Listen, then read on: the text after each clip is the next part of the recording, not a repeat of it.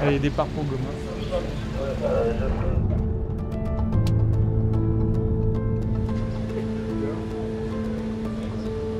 La guerre a repris à Goma, donc on va faire très attention sur place. C'est parti pour 2000 km.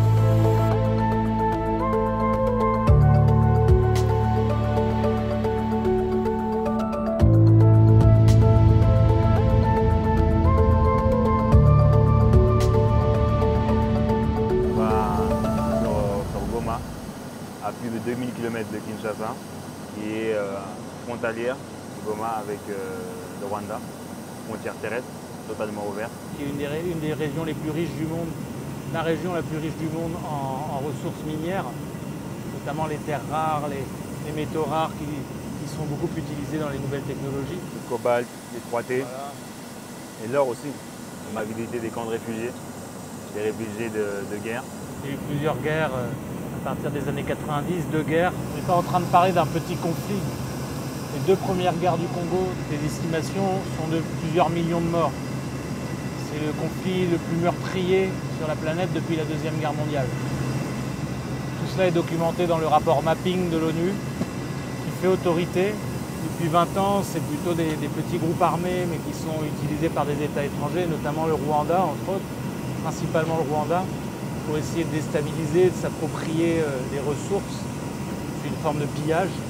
Il y a 5,8 millions de déplacés à l'intérieur du pays, à l'est, en raison des conflits.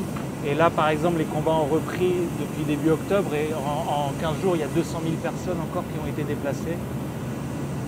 Et personne n'en parle. Et ce serait l'honneur de la France d'essayer de faire avancer ce dossier, parce que le Congo, c'est tout simplement le premier pays francophone du monde. Et ça n'est pas rien. Une partie de l'avenir de l'humanité et de notre avenir en commun se joue ici. Et voilà, pour l'Afrique en général, plus de 50% de l'humanité ayant moins de 18 ans vit en Afrique. Et donc il n'y a pas besoin d'être un devin pour comprendre que c'est un continent qui joue déjà un rôle majeur, mais qui est appelé à devenir un acteur fondamental des relations internationales du XXIe siècle. C'est une évidence. Et donc il faut arrêter de se fermer avec des théories délirantes du type grand remplacement, etc., et de se cloisonner derrière une forteresse. Il faut avancer ensemble, avoir une politique d'entraide, d'apprentissage mutuel, parce que nous avons aussi beaucoup de choses à apprendre ici. En fait, de l'autre côté, c'est le Rwanda, et là, c'est le Congo. Ces deux mondes très proches, on voit bien que c'est extrêmement imbriqué. Il est très facile de franchir la frontière. J'étais avec votre ministre hier. Nous avons entamé des travaux parlementaires au mois de juillet dernier avec une résolution visant à condamner le soutien du Rwanda auprès des forces de M23 sur l'est de la RDC. Et nous tombons à un moment fatidique où il y a une recrudescence des violences à moins de 10 km de la ville de Goma. Et la France insoumise prend notre particulière à la situation. Nous sommes des peuples humains et des peuples frères par la langue commune que nous partageons. Et nous devons nous porter solidaires quand il y a des millions de Congolais qui sont déplacés depuis 30 années. Et aujourd'hui, il y a encore des violences et des exactions qui sont réalisées. Alors notre place en tant que parlementaire, en tant qu'humaniste, c'est d'être ici. Il y a des mines en même temps, un camp juste au-dessus. C'est pas l'imaginaire du camp de déplacés au milieu de nulle part, dans une zone désertique ou pauvre.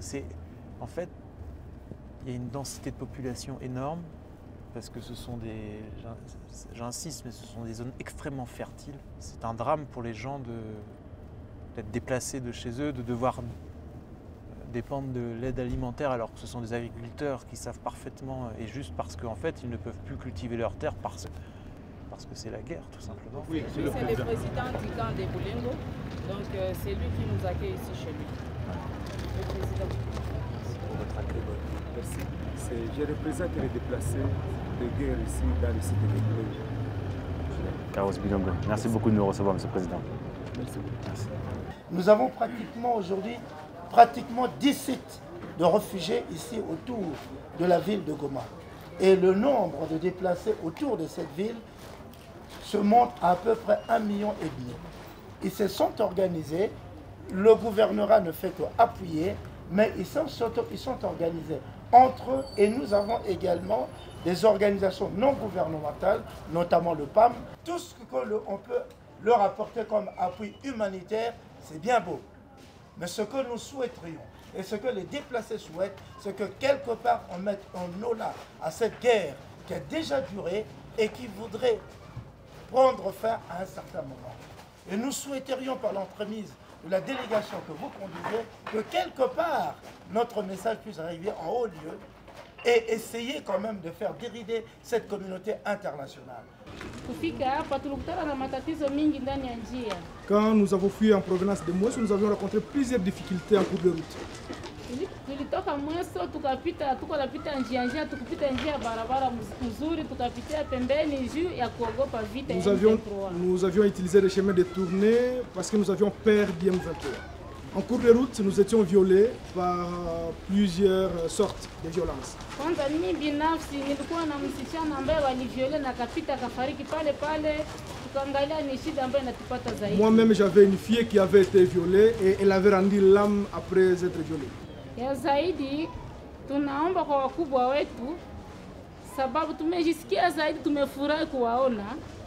Inaomba mtupatie tu usalama ya kudumu turudie kwetu. Nous avons besoin seulement auprès de vous la paix et la paix durable pour que nous rentrions chez nous. C'est ce qu'elle avait comme à dire. Merci. Merci. Nous vous présentons maintenant nos besoins ici dans le cas de Boulengo. Nous avons besoin des abris provisoires pour la protection de nos vivres reçus par le PAM. Nous avons également besoin de l'encadrement éducatif qui n'existe pas dans le cas de Boulengo pour nos enfants. Et la présence aussi des médecins en charge des maladies chroniques. Nous manquons aussi les cimetières quand il y a eu le départ ou bien le décès de nos frères et sœurs qui doivent être accompagnés dans la dignité. Maintenant, des grandes recommandations que nous voulons vous présenter sont les suivantes. Nous voulons avoir un rétablissement de la paix durable dans nos milieux d'origine pour que demain ou après-demain nous puissions retourner. C'est la première et la capitale recommandation. Nous sommes toujours victimes et fatigués des différentes guerres. C'est depuis 1996 que nous nous retrouvons dans les cas de déplacement suite à la présence des militaires qui nous ont déjà parvenus en provenance du Rwanda.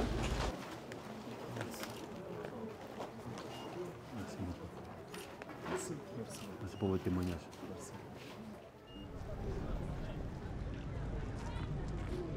Moi, je suis à Boulengo.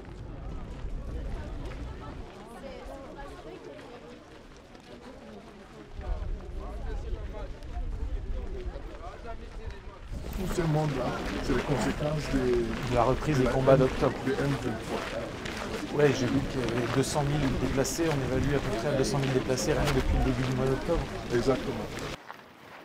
Toute la bande est du sud Kivu. Et même le centre à un moment. D'accord. Donc j'ai plus ou moins s'il y a eu conflit, j'y étais. D'accord. Sur les 10 ans. C'est un site de distribution alimentaire, c'est ça?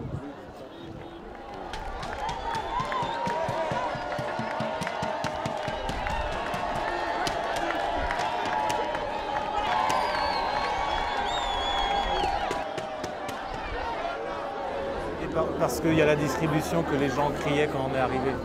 Non, non, oui, c'est pour vous saluer. C'est un bienvenu, c'est pour accueillir. Okay. Il faut donner sa famille et ça va lui permettre maintenant de prendre à manger. Oui, et il passe maintenant avec le ticket pour aller chercher son assistant. Oui. C'est du lait en poudre? C'est du lait en poudre? Non, non, ça c'est le farine de blé. Ah, c'est de la farine de blé, pardon.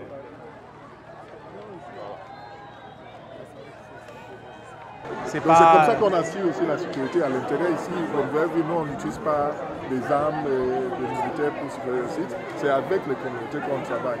C'est très important pour les dignités, pour les autonomisations, parce que quand ils commencent à voir les gens armés, ils paniquent, ils se disent que c'est...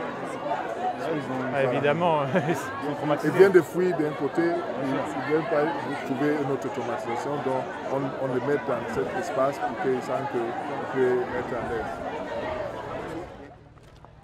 Même si nous sommes ici dans le cas de déplacés, nous avons besoin à ce que vous, parlementaires de la France, vous avez une parole vraiment à dire à ce que le régime de Kigali cesse vraiment ses agressions contre la RDC. Cet enfant. Vous êtes déplacé avec eux ou le plus grand est déjà ailleurs? Donc ils ont fui tous ensemble. Ils sont ensemble ici? Et tous sont ici au niveau du camp. Ils ont fui depuis quand?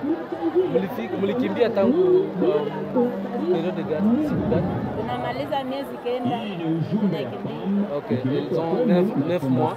Ça fait 9 mois qu'ils sont ici? Ouais. Donc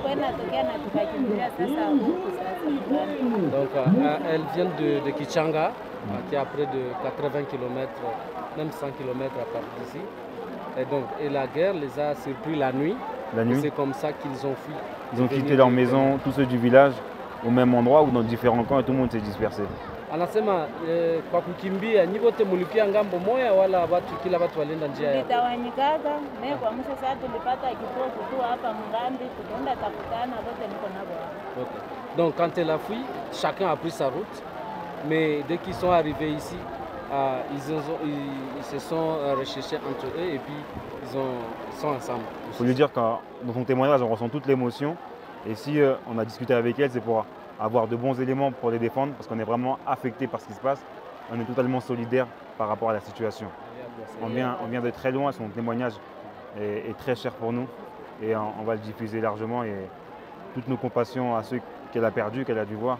Et on espère vraiment qu'il y ait un cessez-le-feu, on va tout faire pour cela et pour qu'elle puisse regagner son village.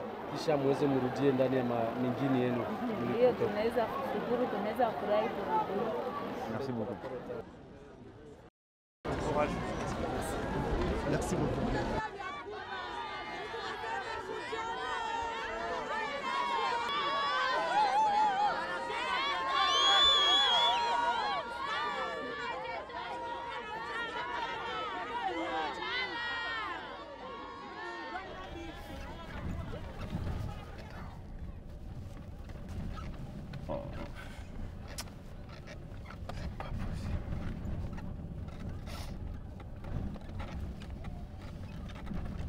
Violent.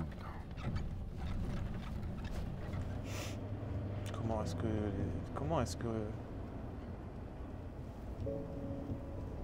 qu'on peut être aussi silencieux sur tout ça?